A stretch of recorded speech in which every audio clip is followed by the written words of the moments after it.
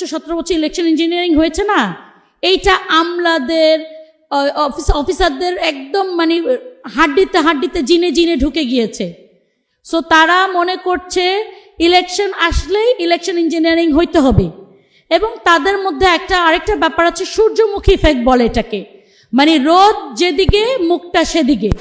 এখন রোদ হলো একটা বড় দলের দিকে আছে, সবাই না বললেও মুখটা ওদিকে ফিরিয়ে নিয়েছে।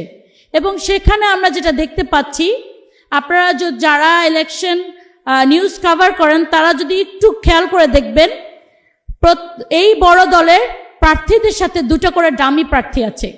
কেন ডামি প্রার্থী আছে? এইটা হলো তাদের একটা এজেন্ডা হলো 9টা এজেন্ট 1টা ঘন্টা ইলেকশন ঠান্ডা। সেটা কিভাবে? লাঞ্চের পরে যদি 1টা ঘন্টা পাওয়া যায়, তাদের 3টে এজেন্ট আর 2 ডামি প্রার্থীর 6টা এজেন্ট মিলে আপনার ভোটের বাক্স ভরবে। এই রকম মানে যে জিতবে, যার একটা আসনে বোঝা যাচ্ছে সার্ভেতে যে উনি জিতবে নর্মাল ওয়েতে, তারও এই কনফিডেন্সটা নাই যে উনি ফেয়ার ইলেকশন করবে, তিনিও এই রকম গেমের পার্ট হচ্ছেন।